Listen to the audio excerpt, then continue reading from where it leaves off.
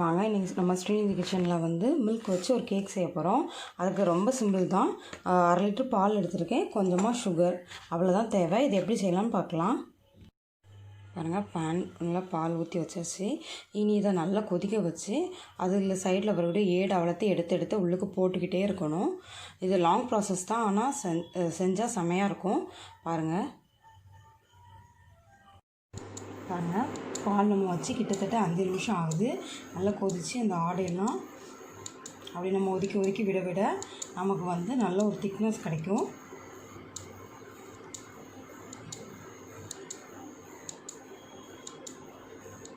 சைடில் இருக்கக்கூடிய ஏடு அவ்வளோத்தையும் நம்ம பால்குள்ளேயே இப்படி போட்டுக்கிட்டே இருந்தால் கண்டிப்பாக நமக்கு ஒரு திக்னஸ் கிடைக்கும். பாருங்கள், இன்னொரு 10 நிமிஷம் கொதிக்கட்டும். நமக்கு வந்து வினிகர் அல்லது லெமன் ஜூஸ் ஏதாவது லைட்டாக ஒரு 4 ட்ராப்ஸ் சேர்த்து அந்த பால் லைட்டாக திரிய விடலாம்.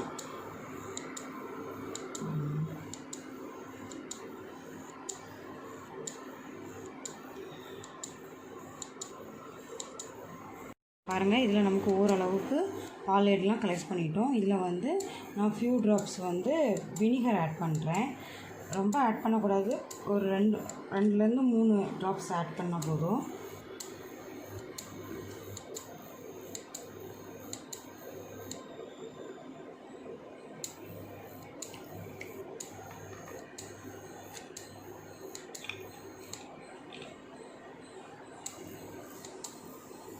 பாருங்கள் எப்படி ஆடெல்லாம் எப்படி கலெக்ட் ஆகிட்டு வருதுன்னு.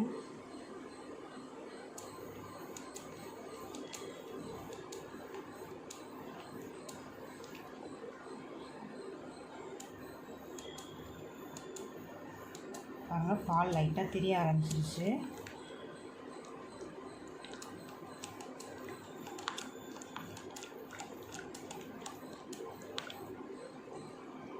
இது நல்லா சுண்டி வரும்போது குவான்டிட்டி ரொம்ப கம்மியாக தான் இருக்கும்.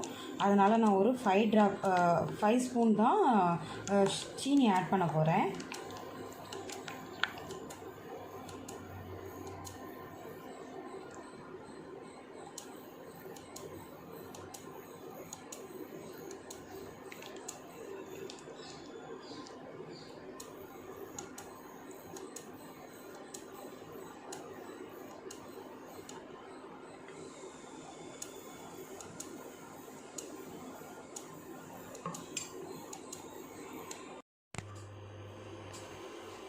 பாருங்கள், நான் இதில் வந்து 6 டேபிள் ஸ்பூன் சுகர் எடுத்து வச்சுருக்கேன். இந்த பவுலில் வந்து நெய் அப்ளை பண்ணிவிட்டு கார்னிஷ்காக வந்து பாதாம் வந்து குட்டி குட்டியாக கட் பண்ணி போட்டிருக்கேன். பாருங்கள், நம்ம வினிகர்லாம் விட்டு திறந்ததுக்கு பிறகு அது இந்த மாதிரி இதில் தான் இருக்குது. இனி கொஞ்சம் அந்த வாட்டர்லாம் கொஞ்சம் ரெடியூஸ் ஆன பிறகு நம்ம வந்து சுகர் ஆட் பண்ணலாம்.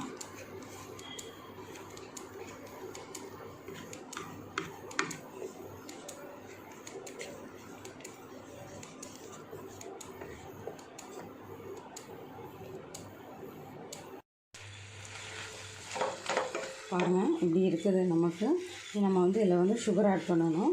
எப்படி ஆட் பண்ணால் மொத்தமாக ஆட் பண்ணாமல் நம்ம எடுத்து வச்சுருந்த அந்த சுகரை வந்து 3 இதாக பிரித்து கொஞ்சம் கொஞ்சமாக ஆட் பண்ணணும்.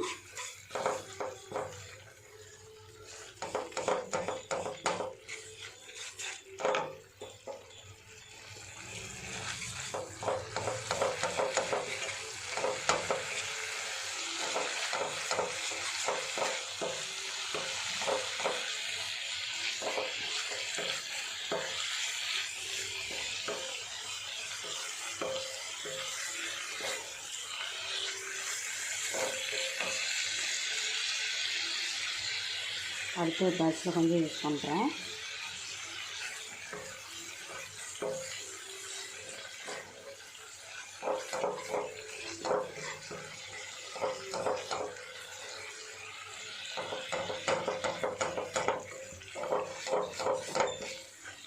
நீங்கள் மொத்தமாக அது யூஸ் பண்ணால் அந்த சுகர் வந்து அப்படி வாயில் வரும்போது க்ரன்ச்சியாக தான் வரும். அது ஒழுங்காகவே மெல்ட் ஆகாது.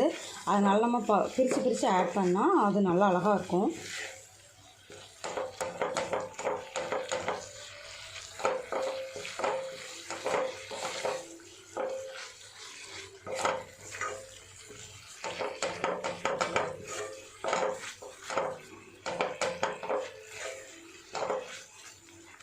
1/2 லிட்டர் பாலுக்கு இவ்வளோ தான் கிடச்சிருக்கு.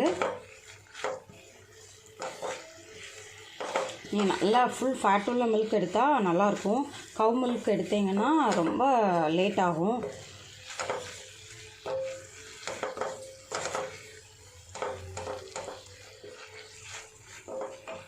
மீதி உள்ள சுகரும் ஆட் பண்ணிடுறேன்.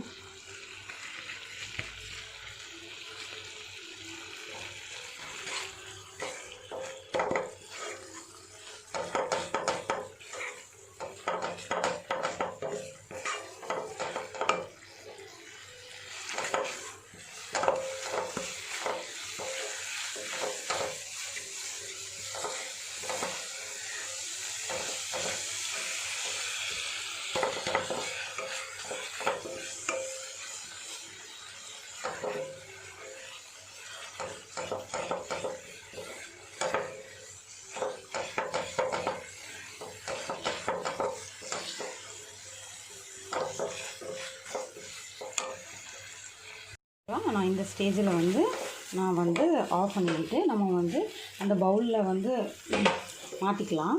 இந்த பவுலில் நான் மாற்றிக்கிறேன். நான் இந்த பவுலில் மாற்றிக்கிட்டேன்.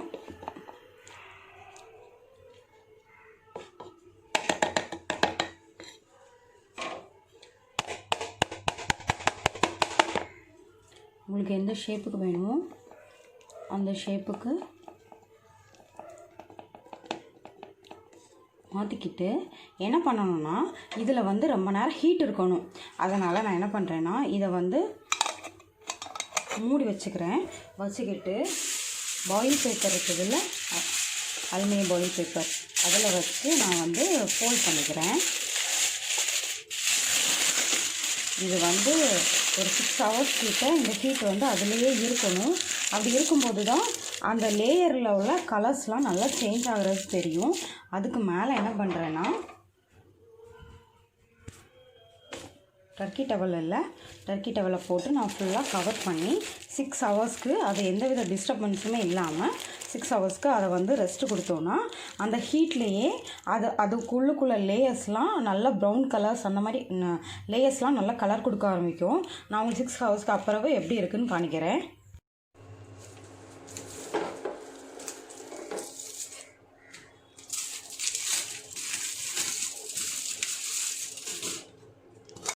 பாருங்கள், நம்மளோட பால் கேக் ரெடி ஆயிடுச்சு.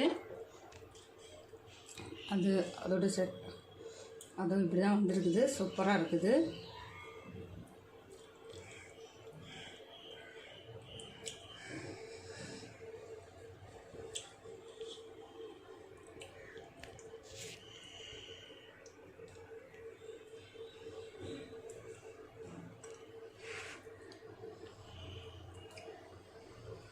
சூப்பராக இருக்குது.